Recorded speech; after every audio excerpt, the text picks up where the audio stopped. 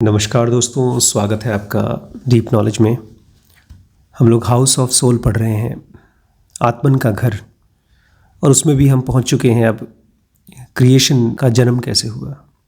जब स्कूल में पढ़ाया जाता है ना, पानी भाप कैसे बनता है, तब मैं इसको देखने की कोशिश करता था। तो एक्सपेरिमेंट था एक, बचपन में हम लोग करते थे। पानी को उबाल करके उसके ऊपर कुछ ढक दीजिए, बर्तन ढक दीजिए, तो वो जो भाप थी वो ऊपर बर्तन में चिपक जाती थी, पानी बन जाती थी और फिर वापस बर्तन में गिरती थी। तो इस तरह से हम देख लेते थे किस तरह से पानी भाप बनता है। ठीक ऐसे ही क्रिएशन में से एग्जिस्टेंस में हम आते रहते हैं। लेकिन क्यों आते हैं? क्यों हम इतना दुख झेलना चाहते हैं? अभी रिसेंटली एक भाई साहब ने एक सवाल पूछा था, बड़े परेशान होकर के। बड़े ईमानदार आदमी हैं, कोई घूस वूस नहीं लेते, मेहनती हैं। उनके कई काम रुके पड़े हैं, उनका एक ज़मीन का केस चल रहा है, उनके बच्चे उनकी बात नहीं मानते, बहुत परेशान हैं। और उन्हीं के एक पड़ोसी हैं जो उनके हिसाब से बड़े पापी हैं, भ्रष्ट हैं, और वो ऐश से जी रहे हैं। उनके पास 3-3 गाड़ियां हैं, बड़ा सा मकान है, उनके बच्चे भी फॉरेन में पढ़ाई कर रहे हैं। तो ये पूछ रहे थे कि शुक्ला जी, अगर आप इसका जवाब दे सकें तो मैं बड़ा धन्यभागी रहूँगा कि कोई आदमी पापी होने के बावजूद कैसे खुश रह सकता है। खुश रहने का संबंध पाप या पुण्य से नहीं है। शायद आप ये पूछ रहे हैं कि एक आदमी सुविधाजनक लाइफ कैसे जीता है, अमीर कैसे बनता है। क्योंकि खुश रहना तो ज़रूरत के ऊपर है। अगर आपकी ज़रूरतें बहुत कम हैं तो आप बहुत खुश रहेंगे, बहुत सुकून में रहेंगे। और मुझे लगता नहीं है कि अगर किसी आदमी के पास 3-3 गाड़ियां हैं, बड़ा मकान है, उसके बच्चे फॉरेन में हैं, तो बहुत खुश है। वो आपको लग रहा है, क्योंकि शायद आपको कहीं ना कहीं वो चीज़ की अभी इच्छा है, बहुत स्ट्रॉन्ग तलब है। लेकिन फिर भी अगर सुविधा भी चाहिए तो ऐसा क्यों होता है कि एक आदमी जो गलत काम करता है, घूस लेता है, चीट करता है किसी को, क्योंकि मैं खुद जानता हूँ ऐसे बहुत से लोगों को जो प्रोफेशनली बहुत भ्रष्ट हैं। कुछ लोग गवर्नमेंट में जॉब करते हैं, कुछ लोग प्राइवेट जॉब में हैं, कुछ लोग बिजनेस में हैं, कुछ लोग तो कुछ करते ही नहीं हैं, बस दूसरों को लूटते रहते हैं, लेकिन फिर भी बड़े सक्सेसफुल हैं। सक्सेसफुल मतलब ढेर सारा पैसा उनके पास। इसको ऐसे समझिए जैसे बैटरी रिचार्ज। हम जो कुछ भी करते हैं वो एक एक्टिविटी होती है, वो हमारे अंदर से बाहर निकलती है, और वो बाहर अपॉर्चुनिटी के रूप में निकल के आती है, मौके के रूप में आती है। अब मान लीजिए मैंने अपनी गाड़ी को साफ़ किया, कार है मेरे पास, एक साफ़ किया, तो जब अगले दिन जाऊंगा तो मुझे एक साफ़ कार चलाने को मिलेगी। मान लीजिए मैं ऑफिस जाता हूँ, अकेला हूँ, घर पे रहता हूँ, और शाम को आया और मैंने खाना बना लिया, तो मुझे घर का खाना मिलेगा। लेकिन वहीं अगर मैं आलस दिखाता हूँ, खाना नहीं बनाता हूँ, तो मुझे बाहर मार्केट का अनहेल्दी खाना मिलेगा। तो जो भी मेरी एक्टिविटीज़ हैं वो मुझे एक फ्यूचर के रूप में, एक पॉसिबिलिटी के रूप में मिलती हैं। इसी को पुराने ज़माने में लोग पाप और पुण्य कहा करते थे। इसी को कृष्ण ने बहुत रिफॉर्म करके कर्म समझाया अर्जुन को। ये कर्म क्या है, अकर्म क्या है, कुकर्म क्या है, विकर्म क्या है, ये बड़ा सटल है। तो जब आप कुछ अच्छा काम करते हैं, अब अच्छा काम अपने आप में थोड़ा सा ट्रिकी है समझना, क्योंकि हो सकता है आपके सो कॉल्ड गुरु जी कहें उनकी सेवा करना अच्छा है, उनका धर्म फैलाना अच्छा है, या कोई कहे कि पंडितों को दान देना बड़ा अच्छा है। हर आदमी अपने स्वार्थ के हिसाब से अच्छाई को डिफाइन करता है। लेकिन आप अपने आप से पूछिए, कौन सी चीज़ है जिसको करने से आपका मेंटल सुकून मिलता है, आपको शांति मिलती है। कहीं किसी किताब में मैंने पढ़ा था 4 टाइप के लोग होते हैं। एक वो जो इस लोक में, धरती में खुश रहते हैं लेकिन परलोक में दुखी होते हैं। ये परलोक क्या है? मेरे हिसाब से परलोक मतलब मरने के बाद पहुंचने वाला लोक नहीं। इसी दुनिया में जब आप सपने की दुनिया में जाते हैं वो परलोक है, और मरने के बाद भी आप उसी में जाते हैं, आप ख़त्म नहीं होते हैं। तो जिस तरह की आपने ज़िंदगी जी है उसी से आपका मृत्यु के बाद की लाइफ होती है। खैर, कि आप सुकून से सो पाते हैं? अगर आप सुकून से सो पाते हैं तो आपके मरने के बाद भी आप एक सुकून की ही लाइफ रहेगी। और सुकून से कौन सोता है? जो आदमी कुछ गलत काम नहीं करता, किसी को धोखा नहीं देता, किसी को नुकसान नहीं पहुंचाता। मैं तो अगर किसी दिन बच्चों को थोड़ा सा नाराज़ होकर के बात कर लूँ, थोड़ा गुस्से में अगर बात कर लूँ, तो मुझे मेरा सुकून डिस्टर्ब हो जाता है। इसलिए तो बुद्ध कहा करते थे कि अगर कोई आदमी क्रोध करता है तो बाहर तो क्रोध बाद में मिलता है, पहले आपका ही दिमाग क्रोध से जल जाता है। तो पुण्य वो है जिसमें आपको सुकून मिलता है, पाप वो है जिसमें आपको खुद को डिस्टर्बेंस होता है, आपका कॉन्शियसनेस, आपकी चेतना डिस्टर्ब होती है। कुछ लोग ऐसे होते हैं जो परलोक में दुखी होते हैं लेकिन इस लोक में खुश होते हैं। अब ये कौन से लोग हैं? वो सभी भ्रष्ट लोग जो खूब ऐशो आराम कर रहे हैं, उनके पास पैसा है और मौका मिल गया है पैसा कमाने का, तो इस लोक में तो एंजॉय कर रहे हैं। लेकिन इस चीज़ को समझिएगा, उनके पास अभी भी विवेक नहीं है, अवेयरनेस नहीं है, ताकि वो कुछ ऐसी अपॉर्चुनिटी क्रिएट कर सकें कि आने वाला कल भी खूबसूरत हो। वो अपने सारे एक्टिविटीज़ को, अपने सारे पुण्यों को अभी ख़त्म कर डाल रहे हैं। पुण्य मतलब कोई एक्टिविटी नहीं, पुण्य मतलब कोई ऐसा तरीका जिसके ज़रिए आपका मन सुकून में जाता है। मेरे लिए पुण्य है ज़ेनुगा पढ़ाना, मेरे लिए पुण्य है मेडिटेटिव होना, मेरे लिए पुण्य है स्थिर होना, अपने अंदर में, मन में स्थिर रहना। इसको मैं पुण्य की श्रेणी में डालता हूँ। और इसमें से अगर कुछ निकल के आता है, मैं शांत हूँ, स्टेबल हूँ, और इसमें से जो भी एक्टिविटी निकल के आती है वो पुण्य है। अब दूसरे टाइप के लोग वो होते हैं जो इस लोक में परेशान रहते हैं लेकिन उनका परलोक बड़ा अच्छा रहता है। ये परेशान वो नहीं होते, ये तपस्वी लोग होते हैं।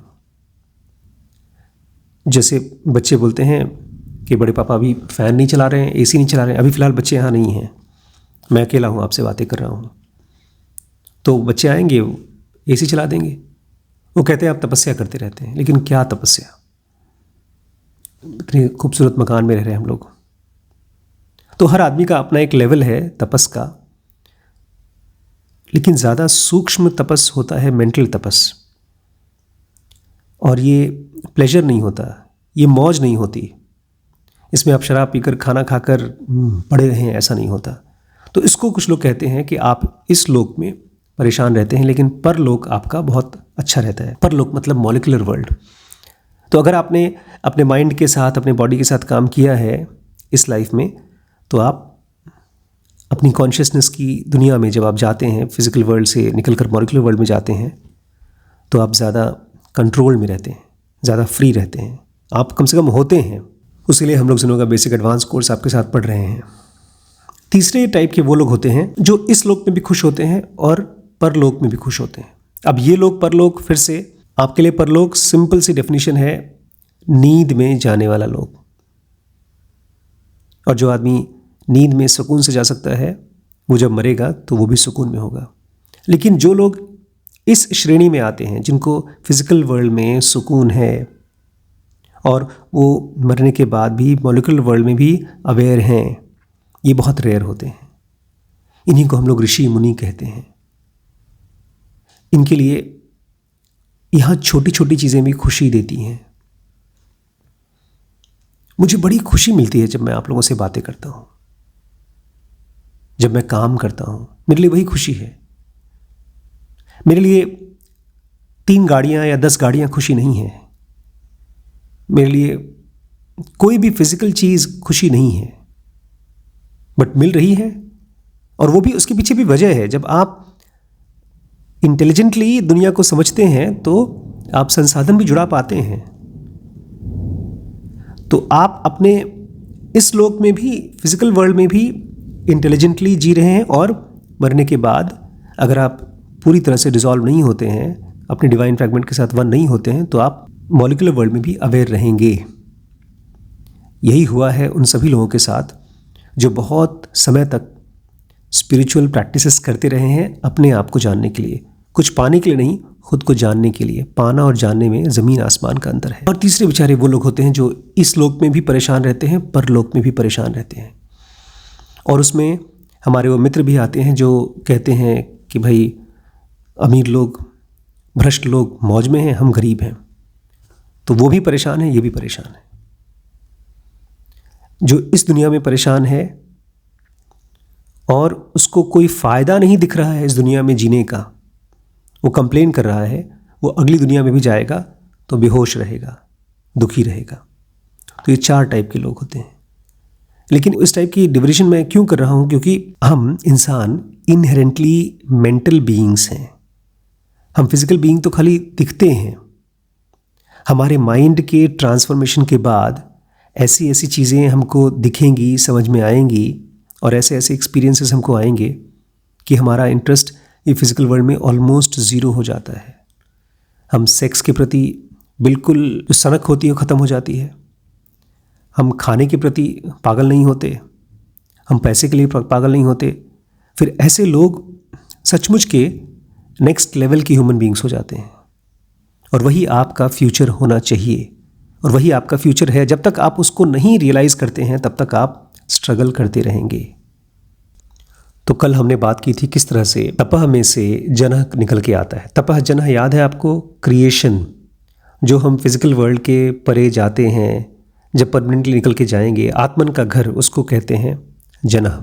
तो जब शुरू में जनः बनता है तो मेरी बात को ध्यान से सुनिएगा।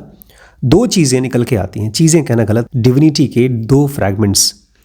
उसका अंग्रेज़ी में हमने नाम रखा है इमेंस फ्रैगमेंट, मतलब बहुत ज़्यादा बड़े फ्रैगमेंट्स, और लार्ज फ्रैगमेंट्स, मतलब बड़े फ्रैगमेंट्स। शुरू में यही दोनों निकल के आते हैं। और जनः की फर्स्ट स्टेज अभी अभी शुरू हुई है बस। और धीमे धीमे जैसे जैसे समय बीतता जाता है, जब सेकंड स्टेज आता है जनः का, तब तपह से जनः में स्मॉल फ्रैगमेंट्स आते हैं। और लास्ट में जब सेकंड सब स्टेज ख़त्म हो जाता है, एंड में, तब आते हैं फाइनाइट फ्रैगमेंट्स। तो 4 अलग अलग, जिसको आप आत्मन कहते हैं, आत्मन के भी बहुत बड़े बड़े और बहुत नॉमिनल से साइज़ होते हैं। बहुत बड़े को बोलते हैं इमेंस, उसके बाद के साइज़ को बोलते हैं लार्ज, उसके बाद के साइज़ को बोलते हैं स्मॉल, और हम और आप जो हैं उसको बोलते हैं फाइनाइट फ्रैगमेंट्स। इसको ऐसे समझिए जैसे एक समंदर की बहुत बड़ी लहर, जिसको आप सुनामी कहेंगे, और बाकी बड़ी बड़ी लहर, वो भी ऐसी लहरें होंगी जो शायद बड़े बड़े शिप्स को डुबो दें। उसके बाद बड़ी लहर जिसमें आप जाएं उसमें तैर नहीं पाएंगे, और लास्ट में छोटी छोटी लहरें जो समुद्र में निकलती रहती हैं। इसको ऐसे भी समझ सकते हैं जैसे आग की लपटें, कुछ इतनी बड़ी लपटें, हम और आप उसको इमेजिन नहीं कर सकते। सूरज के बारे में कहा जाता है इतनी बड़ी बड़ी लपटें निकलती हैं, इतनी बड़ी बड़ी कि उन लपटों में अगर हमारी धरती चली जाए तो पूरी की पूरी धरती 1 सेकंड में ख़त्म हो सकती है। और उसी में से ही आग में छोटी छोटी लपटें भी निकलती हैं। और बहुत बार ये भी होता है कि जो बहुत बड़े बड़े इमेंस फ्रैगमेंट्स होते हैं, इमेजरेबल फ्रैगमेंट्स होते हैं, उसमें से भी उसकी अपनी मर्ज़ी से विलिंगली छोटे छोटे फ्रैगमेंट्स बाहर निकल के आते हैं। और वो होता है जनः के 3rd सब स्टेज में।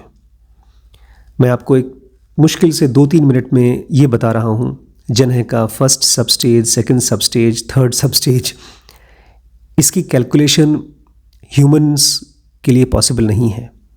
हमारे पास समय जो हम अरबों साल जोड़ते हैं वो बहुत कम है, क्योंकि हम दिन गिनते हैं अपने हिसाब से।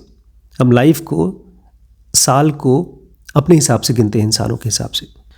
तो ये जो 1st सब स्टेज, 2nd सब स्टेज हम जनः का, तपह का, सत्यम का जोड़ रहे हैं, ये जब हम डिवाइन फ्रैगमेंट में जी पाते हैं, रह पाते हैं, तब उसको महसूस कर पाते हैं, जान पाते हैं।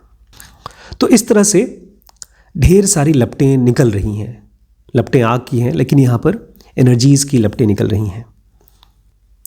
और धीरे धीरे जब 2nd सब स्टेज का, जनः यूनिवर्स का 2nd सब स्टेज आता है, तब कोई नई चीज़ होती है, एकदम अजीबोगरीब चीज़। और साथ ही साथ उसी समय तपह में भी कुछ होता है। एक साथ जनः में और तपह में दोनों होता है। तपह एकदम फ्लेयर हो जाता है, एकदम ज़्यादा तरीके से उठ जाता है। पहले वो शांत अनमूविंग था, और अब उसमें से उसका 7th सब स्टेज आ गया है, और उसमें खूब बड़ी फ्लेयर निकलती है, बहुत बड़ी लपट निकलती है। और इस समय डिवाइन होलनेस जो उसमें है वो बहुत तेज़ी से हीव कर रही है, बहुत तेज़ी से स्टर कर रही है, जैसे ओशन में बहुत बड़ी बड़ी लहरें निकलती हैं, बहुत हाई इंटेंसिटी की, जो सरफेस में से बाहर निकलती हैं। जैसे मैंने आपसे कहा, जैसे सूरज में से उसकी लपटें निकलती हैं, ऐसे ही, लेकिन सूरज से कहीं कहीं कहीं ज़्यादा। उसके सामने सूरज बहुत छोटा पड़ जाता है। इन लपटों में आग नहीं होती, रोशनी नहीं होती, और इस तरह की कोई भी फिज़िकल चीज़ नहीं होती, क्योंकि अभी तक ये सब तो ग्रॉस एलिमेंट हैं, फिज़िकल वर्ल्ड के एलिमेंट हैं, जो दिखते हैं, जो पैदा होते हैं, जो ख़त्म हो जाते हैं। वहाँ पर ऐसा कुछ नहीं होता। वो केवल हाई वाइब्रेशनल जोन है। हमारे इंसानों के आँख के लिए, हमारे व्यू पॉइंट के हिसाब से ये सब कुछ एकदम डार्क है, इंकी ब्लैक है। लेकिन जो जना यूनिवर्स में रहते हैं, डिवाइन फ्रैगमेंट्स, उनके लिए सब कुछ बहुत अलग हो जाता है, लाइवली हो जाता है, उनकी कॉन्सेप्शंस के बियॉन्ड हो जाता है। आज की लास्ट बात मैं बताना चाहता हूँ। इससे पहले जब भी कोई लहर निकलती थी तो वो लहर वापस तपह में चली जाती थी, तपह की लेयर तपह में, और वो जो लपटें थीं वापस अंदर ही चली जाती थी, और जन्ह की जन्ह में। लेकिन अब कुछ और हो रहा है। लेकिन अब ये लहरें धीरे धीरे बाहर की तरफ जा रही हैं। बाहर कहाँ? जब सब जगह वही है तो बाहर कहाँ? उस बाहर को हम लोग कल डिस्कस करेंगे। आज के लिए मैं चाहता हूँ आप ये याद रखें कि 4 अलग अलग साइज़ के डिवाइन फ्रैगमेंट्स निकल के आते हैं। सबसे पहला है इमेंस, दूसरा है लार्ज, तीसरा है स्मॉल, और चौथा है फाइनाइट।